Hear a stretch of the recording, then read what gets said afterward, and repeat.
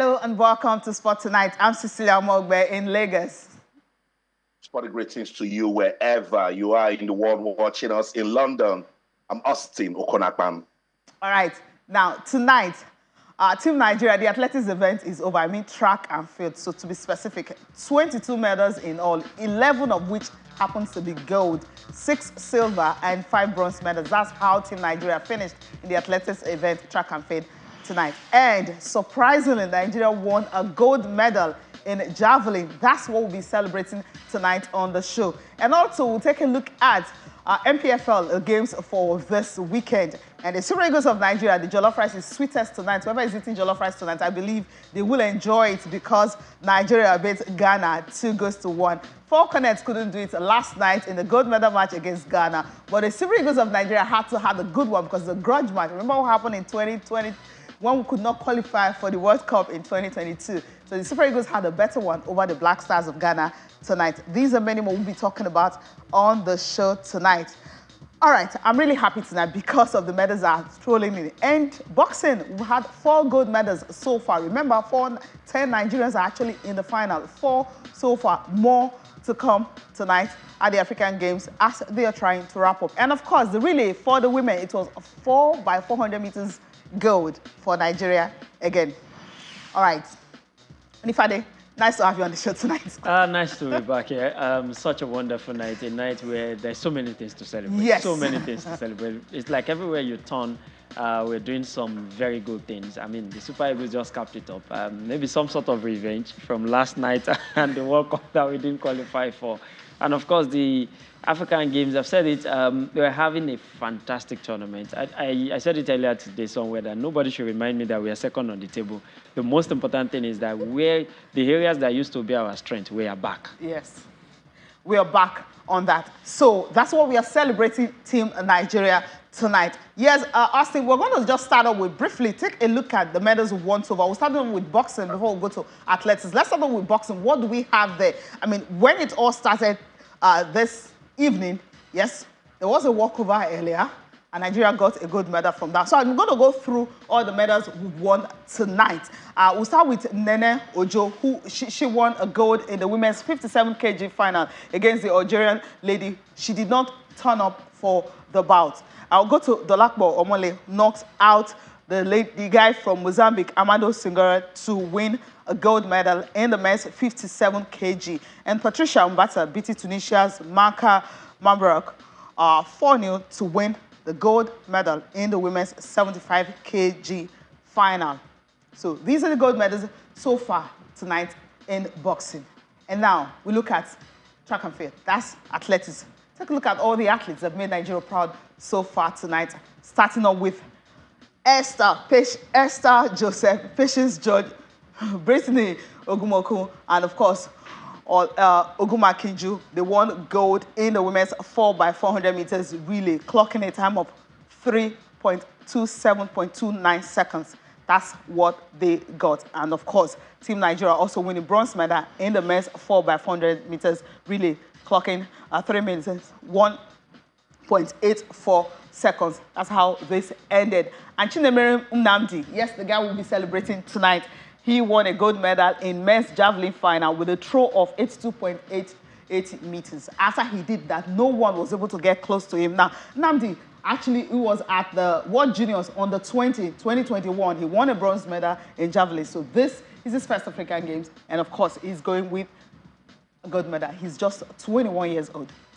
Olayinka Olajide, yes, she had to chase down Gina Abbas. Yeah, when Gina Abbas is always on the 200 meters and 100 meters, she did the double anyway, 100 meters. Whenever she's there, you know she's going to win the gold. But somehow, Olayinka was able to chase her down, finishing at 23.18 seconds to settle for the silver in the 200 meters final. Emmanuel Nkanen closed 20.80 meters to win bronze medal in seconds.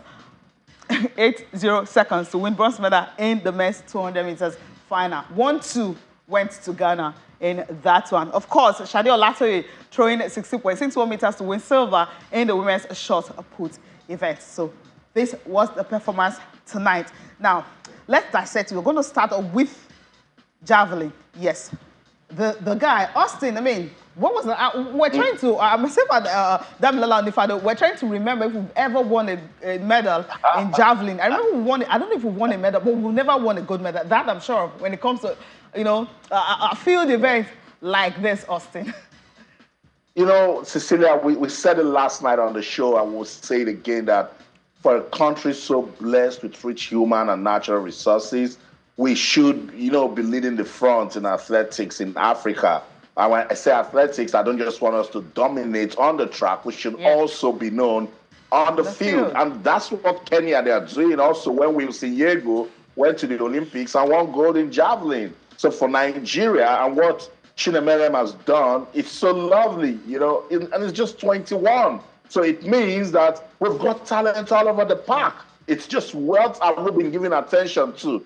This sport is called track and field. And Chinemerem Inamdi has shown us that, look, I've got the quality, I'm young, the guy has passed through the ranks. You mentioned when he was doing his thing at a junior level, and now he's got an African Games gold medal. He can do more. We can help him achieve more as a country. We should consolidate on this achievement, I love it so much because each time we'll come and talk athletics in Nigeria, we always say athletics, and then we'll end up with what people are doing as regards 100 meters, 200 meters, the hurdles, and it ends there on the track.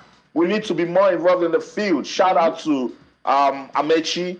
She dethroned a compatriot, Chioma Owumere. They are also getting us to talk about field events in discus throw. We want more in the throws. We want more in the long jumps. Shout out to Ese Brume, and she's got a young prodigy that she will train now and say, look, you can even get better than me. We've got route to sorrow in the triple jump. Let's do more. Now, I've been talking about women in this track, in this field event. Now there's Nnamdi. We want more men to come into it so that when we're talking athletics, we can beat our chest and say it's track and field and not just track. Cecilia, before we go on, let me just add to the update you gave as regards boxing.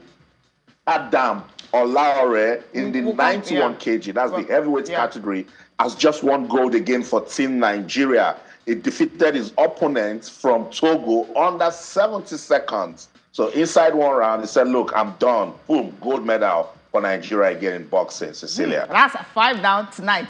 I mean, they're just coming in. I mean, when you're having a show like this and you're having breaking news like this, you're happy with it because of what it is. But then let's quickly talk about, we talked about javelin. I know you want to chip in something before we go to 200 meters for the women. No, I just wanted to buttress what Austin said, that we seem to be underutilizing our potentials when it comes to sports, really. Because all we have to do is just to create the enabling environment. The talents are there, and they're waiting to be tapped into. They are waiting to be discovered. And the African Games, I'm so excited about it because it just shows a new landscape of what is possible for us as far as sport is concerned, particularly athletics. And maybe it's good that the regular sports, we are not the ones that are giving us the medals, so that we can look elsewhere. And even if we have won if the Falconets have won, it's just one medal. So tonight we are celebrating 5 medals already in boxing. And surely we'll have more to come. Quickly on the 200 meters, Austin, I mean, the way Olayinka actually ran, I thought she wasn't going to make it at first, especially with the way she started. But that bend, when she had to, the curve that she did on that bend, and how she was able to catch up with Gina Abbas, almost, I was like, if you just had like few seconds, left before the final, I mean, grazing the line, she would have been able to win it. But, I mean, she did everything that she could. But we know Gina Abbas, we know how good she is. I mean, closing on her, but somehow she just couldn't get it. But she got silver, which is a good one for her. And Gina Abbas, of course, as we said, she completed double 100 meters and the 200 meters.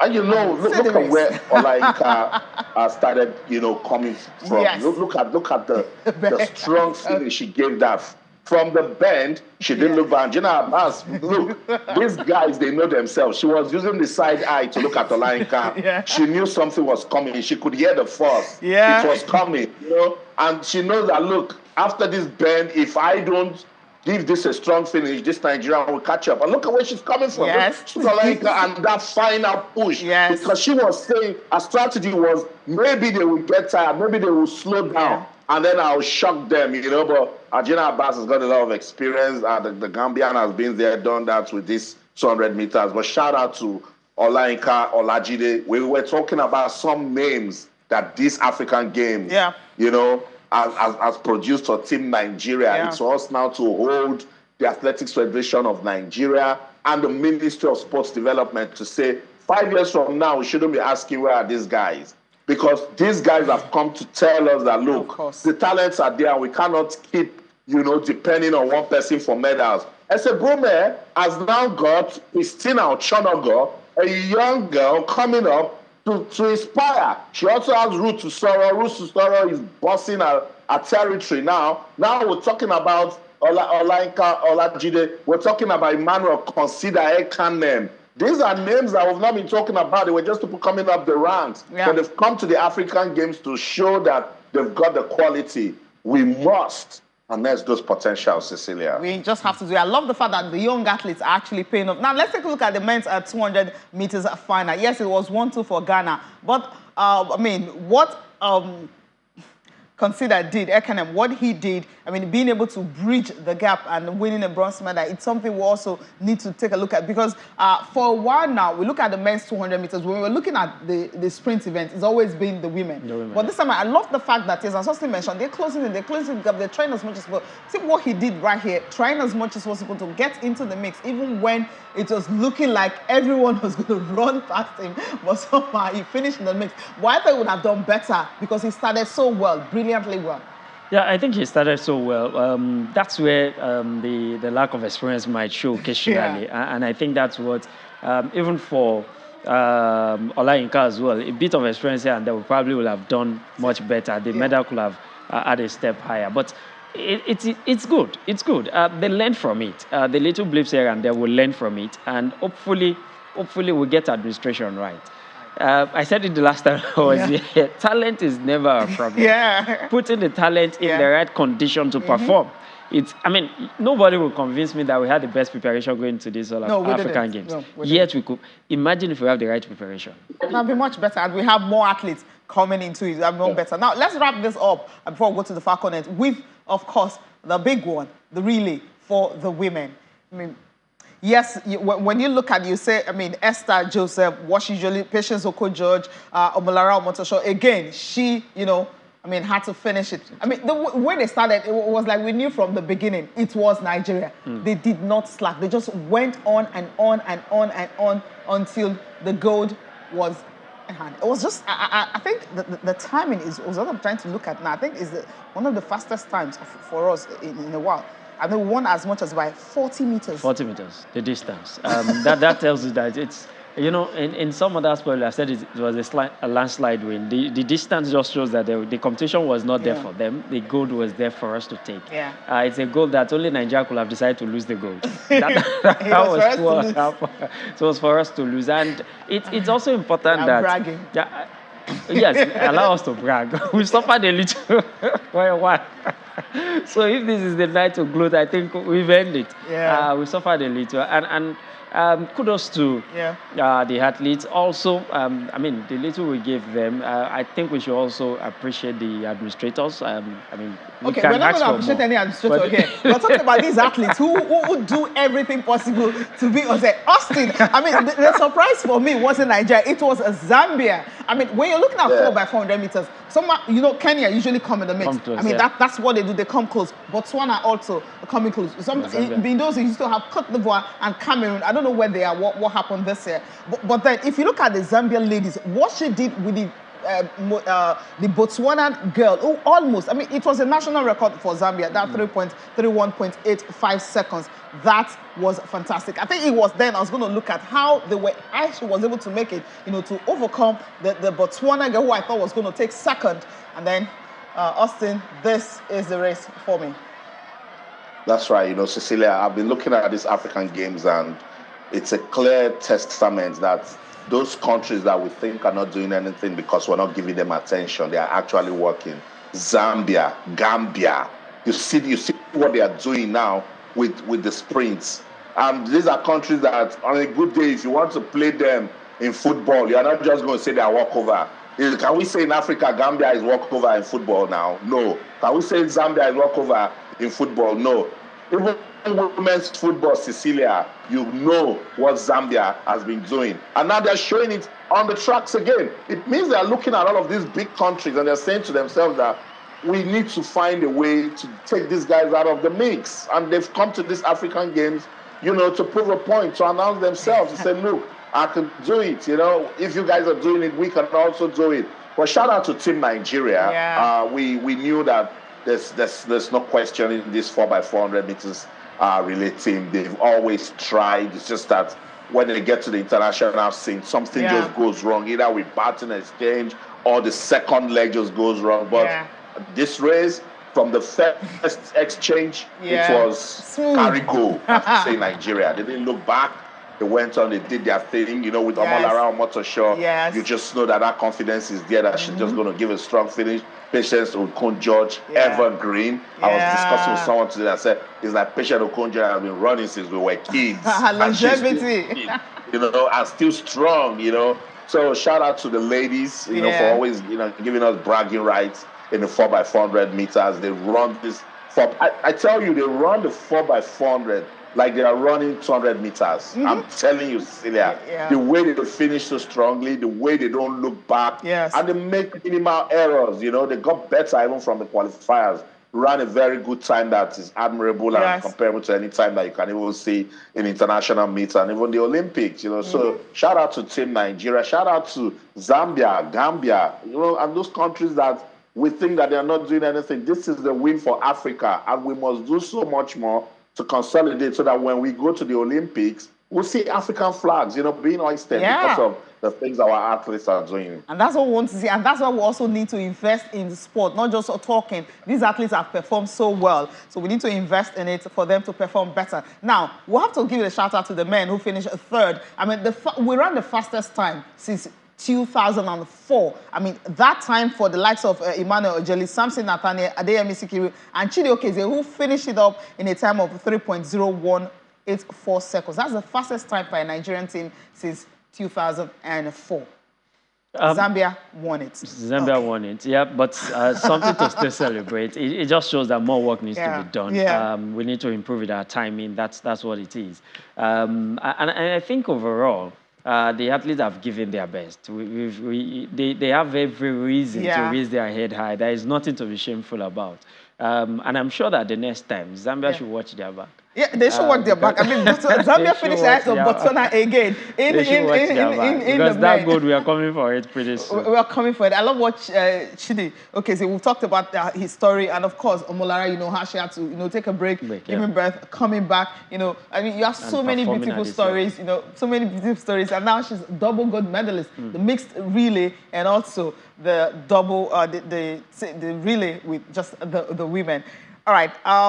Yes, let's quickly talk about this one. I just want to touch on this one, which is handball. I mean, for the first time in 21 years, Nigeria actually won a medal in handball event. I mean, they happen to be the youngest team. It was 38-20 victory, clinching a bronze medal over Benin Republic. I mean, that's something we also need to quickly talk about. It's something to celebrate, but it also tells us how long we've done things wrongly.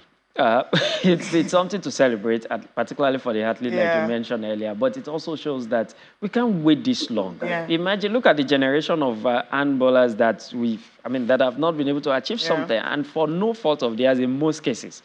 Just because we couldn't get administration right, just because we couldn't prepare for competitions, just because the funds are not there, and we just made it look as if we no longer play handball. Handball used to be a sport where we used to be strong. And to think that for more than 20 years, we could do nothing. It's something that we must have a rethink about.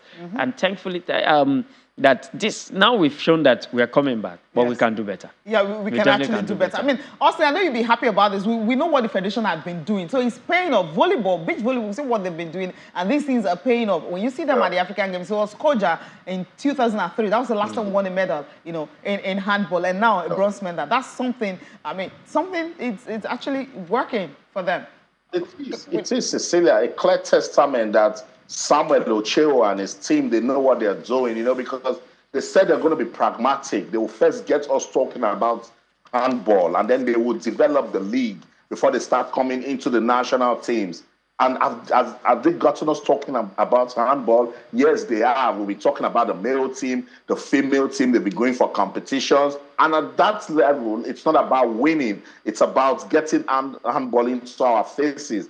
Now, as you mentioned, since 2003, we're winning a bronze medal at the African Games. That's progress. Development is a gradual movement towards advancement. And that's what we're seeing with sports such as handball, badminton, weightlifting is getting into it now, wrestling, giving us some level of consistency. But we love it because we're not just coming here to talk about football. And that's what I'm always saying, that this Ministry of Sports Development should show workings. We must consolidate on these efforts. Sports Tonight on Channels Television. Let's go on this quick break now. When we come back, if we get updates from the African Games, we'll tell you. But I'm sure you want to talk about that Jollof rice battle between Nigeria and Ghana. We will have a taste of it. Don't go anywhere.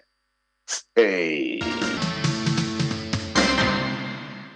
Welcome back, Sports Tonight on Channels Television. We are monitoring everything going on at the African Games in Ghana.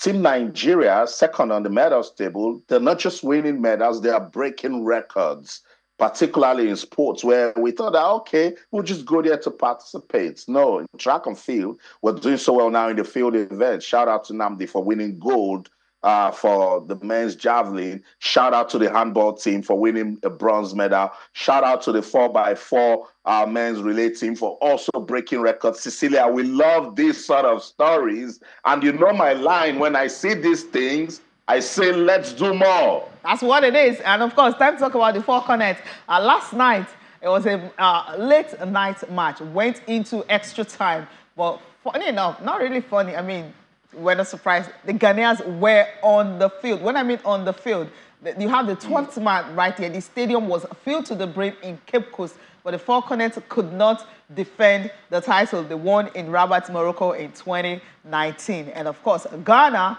had a better one. It ended 2-1. Nigeria scored first, but Ghana scored 2 goals. The second one was in the extra time. And of course, they collected the gold from Nigeria. And that's where the bragging rights started.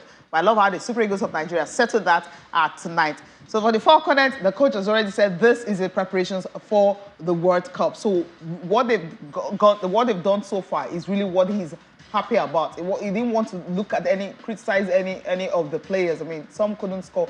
They created chances, yes, 7 on target, I think 14 overall, but they were able to score 1 goal in all that. The chances created is a plus for the team, you would say, going into the World Cup later in the year. Definitely, it's a plus for them. At least we created chances. It's one thing. I mean, before you score, you must start creating chances. Yes. I mean, so we created enough. So the next phase is how we can be a bit more potent in front of goal. But I think the coach has more to learn in terms of how to handle those kind of pressure. Because I think the only reason why we lost yesterday was probably because of the pressure of the final playing against the host. Yeah. I do not think, I'm not convinced that Ghanaian team is more talented or better on the day. Yeah. Maybe on the day they played better, but in terms of talent, I think we could have won. But it's something we'll learn from. Yeah. And it's better you have your blips now, and then at the World Cup, you raise your game and you can correct and errors. I hope they're able to play more games before the World Cup, play some competitions before they get into the World Cup, so that they will be more balanced and more of the mistakes will be corrected. Now, let's quickly take a look at the medals table, what it is like for Nigeria. As I mentioned at the beginning of the show, the athletics produced 22 medals, 11 of which happens to be gold. Now, this is what it looks like as at today, right now. Now, if you have to add the gold that Austin talked about, it simply means Nigeria is now on 43 gold medals. Egypt still topping 94. They're running away with this one. 43 silver, bronze 40, total of 177. And Nigeria has broken into the 100 marks that we'll be waiting for 107. And you have 37 bronze medal, 29 silver. For South Africa, the third, 32 for their gold, silver 32, and the bronze is 41 and 105 in all. So Nigeria has more medals than South Africa now, unlike before where South Africa had more than Nigeria. Algeria still fourth, 25, 37, 42, and 104. And Tunisia fifth in that one, 20, 23, 35, and 78. So Ghana, where are they? They're not in the top 5, so that's a good one for us. Now, let's talk about the Jollof Derby that we've been aiming to talk about. Yes, start off with you. Austin, the Super Eagles of Nigeria did something good tonight because we knew what we needed to do. And, of course, we did that. That is beating Ghana 2-1. 2 penalties in the game. But the goal that was scored, the only goal that was scored from open play was one of the best I've seen in a long while. I know, play, Cecilia, you can say that again. I love that. Yeah, and that's what we're talking about. I'm in a group where I belong with some football professionals. I'll say shout out to Alex Iwobi for doing what we know him he could do. To know how to do best. Join the attack, open it to space, and create that assist. And we saw it today. He was right there at the Nigerian arc. Remember, I was the one who was even calling for the ball before a long one was thrown, and then it was given to him, and then he gave it to Lookman. That's counter-attacking football. That's sweet jollof rice right there. I want to eat it all day long. Now, I'm the guy who comes to talk about beautiful football. The Super Eagles played free-flowing football today. Don't tell me it's about the tactics of Finidi George. Don't tell me because the players are different. It's because of the fantastic pitch at Marrakech. And we continue to say this until African football administrators get it right. These guys play in Europe under lush pitches, under fantastic infrastructure. Check whenever Nigeria goes to play in Morocco or Egypt. Check our free-flowing football. Check the way the players can run into spaces and pick passes. When you take them to a terrible pitch, you are wasting your time. You will cry, complain, you'll be bitter. Nothing can be done. They will just keep playing that long passes, kick, follow, and shoot if they have an opportunity. Create good pitches. Make infrastructure top-notch, and you'll see the best of African football. So shout out to the Super Eagles. It's a test game, but we love it because it's a win, and we get to see the progress, and this team is growing from strength to strength. They made it to the final of the AFCON. It would have been disappointing. Cecilia, I don't care if it's a friendly game. Ghana did not come out of the group stage at the AFCON. It would have been painful if the Super Eagles didn't beat Ghana today. So let's take away this test match and say congratulations to Finidi George and the team for making us proud and ensuring that our jollof rice is still the one that everyone wants to pick on the menu. Yeah, and it's very, very hot and spicy. You know, I mean, Finidi George is first a test interim coach. He passed the test, right? I mean, I know you love the play. I mean, having two players playing behind a striker, because he said something about he wasn't going to change much, but he was going to ensure that the attacking players are playing, and that's what he did tonight. Yeah, I think absolutely. I love what I saw. I love the individual performance of individual players as well. Iwobi as one, the new entrant Benjamin Tamino to give a good account of himself. The goalkeeper, of course, I mean, we saw him from the AFCON. He also gave a good account of himself. And Lookman came in and scored that beautiful goal. So overall, it was a good start for Finidi. I said somewhere earlier today that my biggest fear for Finidi is that this could be a plus and it could be a minus. Because of all those that were hinged to be the next Super Eagles coach, if he fails on this he's the only one doing, what do you call it now, that has the opportunity to show what he can do of all the coaches. And if he fails at it, Nigerians will come for him. So it's good for him that he starts on a good note. And hopefully against Mali, we'll see even a better performance. Yeah, we're going to play Mali on Tuesday. But let's listen to Finidi George, you know, after his first real test. He's been with the team for 21 months, but he's always not been on the sideline. He's just behind the coach, maybe close to the main coach, but right now he was the one dishing out instruction from the touchline. I feel happy. It's not easy. We know the rivalry between Nigeria and Ghana.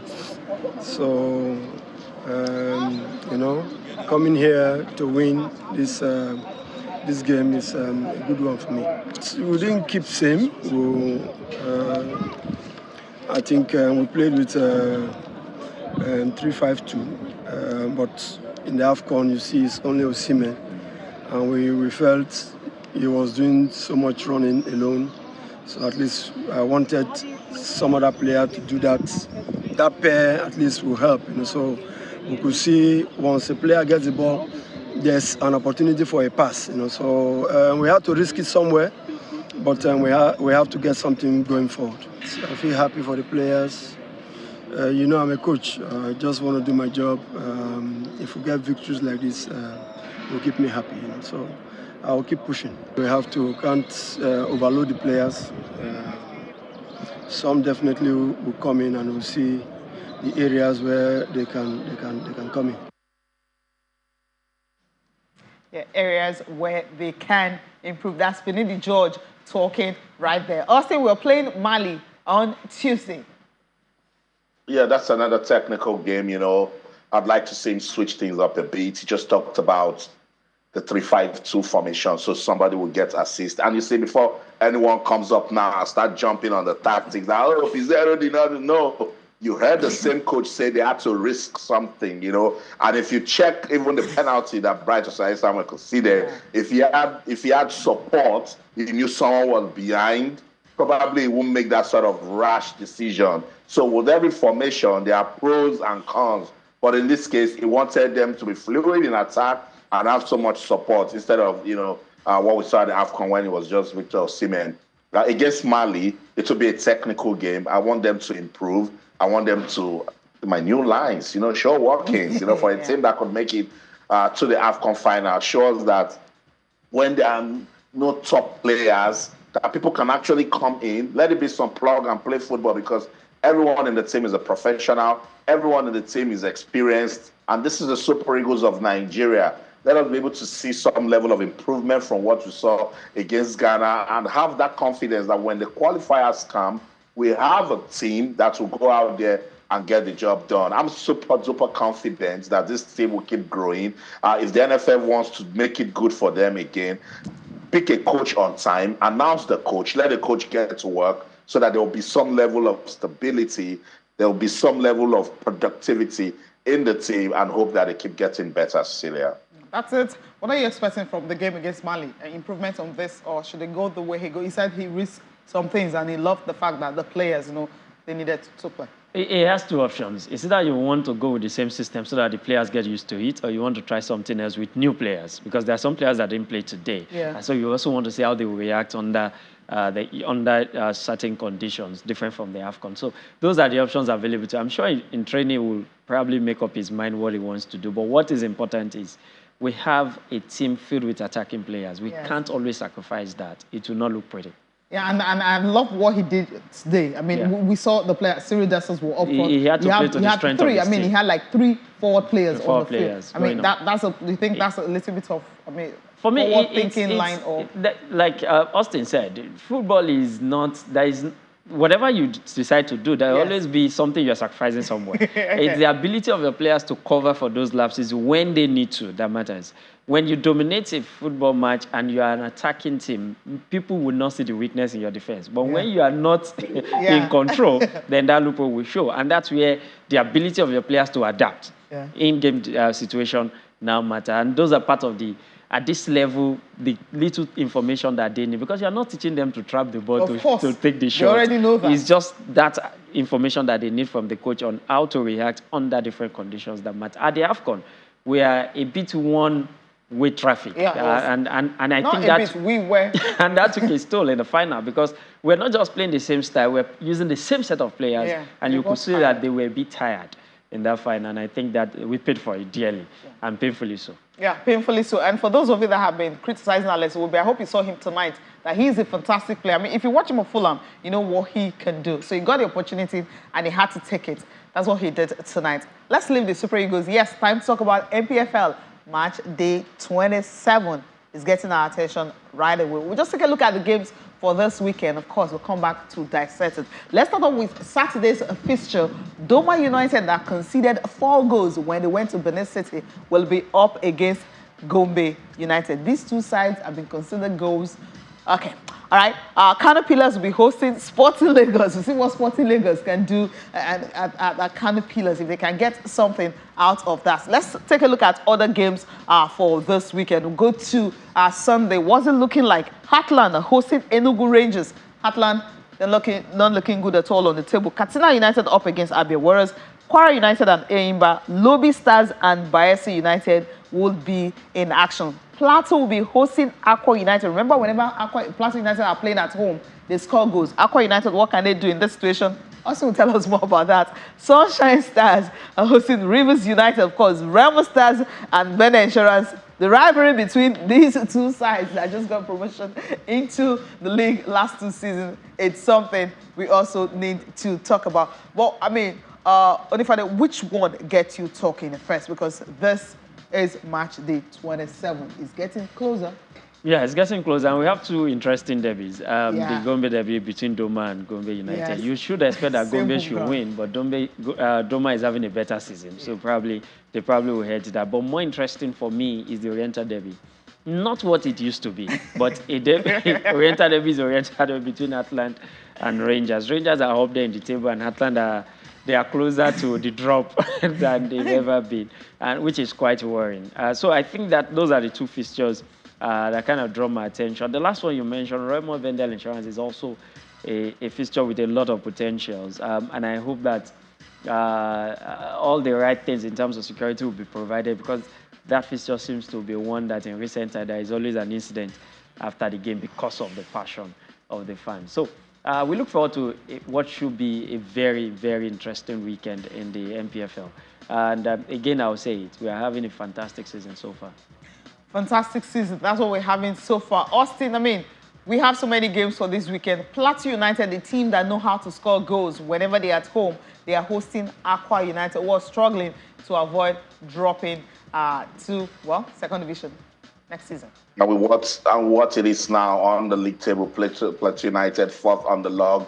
That's a game they would really want to, win, just so they can, get back to reckoning, particularly in the top 3. Aqua United have been struggling all season. They were able to, pick a point away from home in their last game. So let's see what they can do against Plateau United. These days, you don't want to play teams that are trying to avoid relegation, because if they are not winning, they might just become destiny spoilers. So Aqua United might be saying, okay, if we can get a point from Plateau United, and then go to Uyo and win our next 2 fixtures, then we can be off the relegation zone.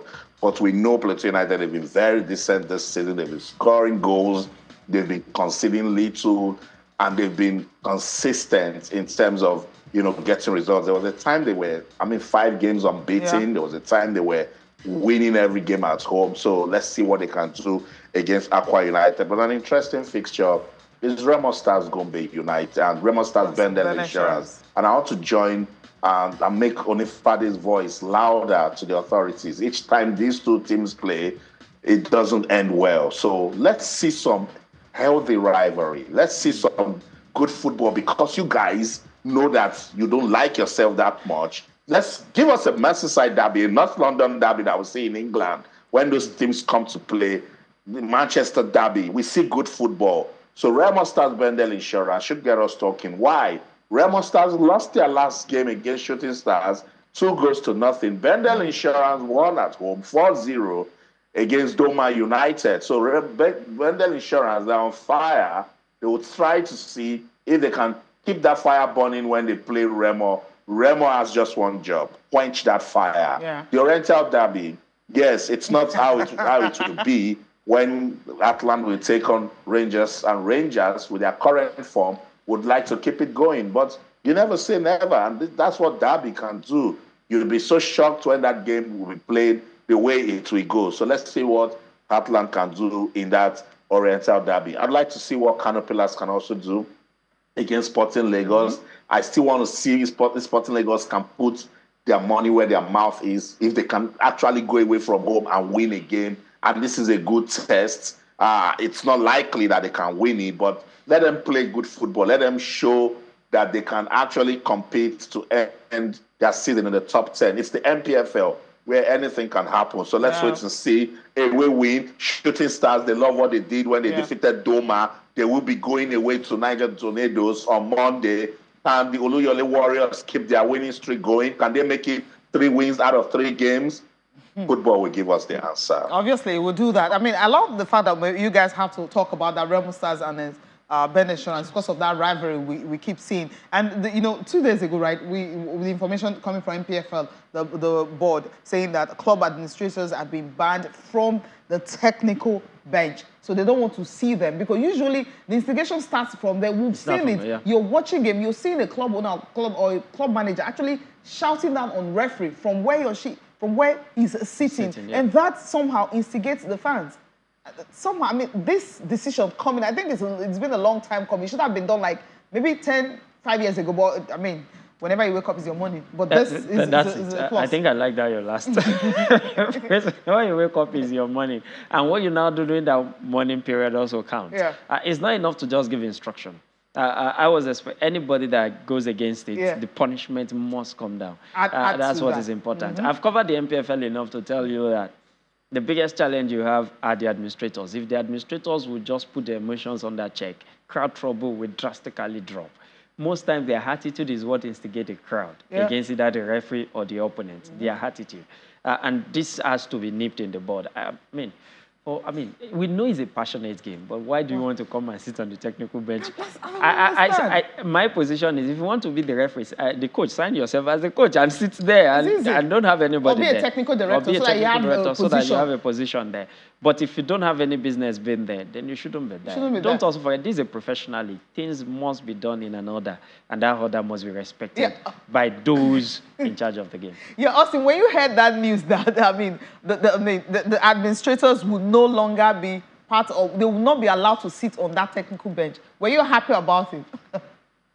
Fantastic. Why is an administrator in the technical area? That's a delicate area in football, So it's just heartbreaking when you make administrators go sit down there. That puts them in charge of the team. They can now talk down on coaches. They will tell the coach who to put, will tell the coach who to substitute. That's not their area. Let them go sit in the stand. So yes, we're beginning to get things right. I know that most of the rules and regulations we see in the NPFL is because most of the teams are state-owned. But we need to break those rules and treat football professionally and treat it as a business. Each time we say, let's make it a business environment, I laugh.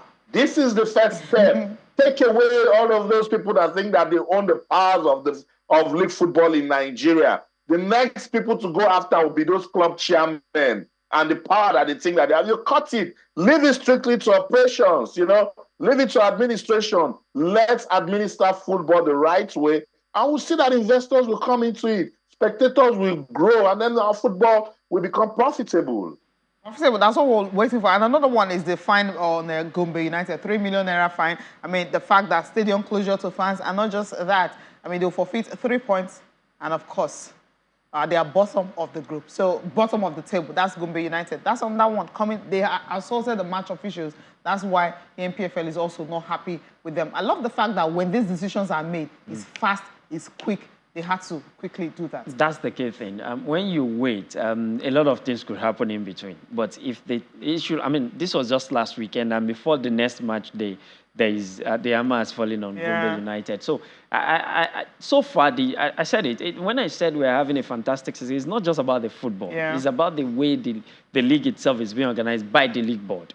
And I think a few clubs have also done something different. I saw somewhere this one that even Remo are going to have some a new cadre of ticket for their fans, just like Sporting Lagos we're having. And I think those are the kind of innovation that we need in our league. A lot of some of these decisions by the NPFL, but we support clubs like that to ensure that the league is well respected and then the attraction is there, and then we can have families again.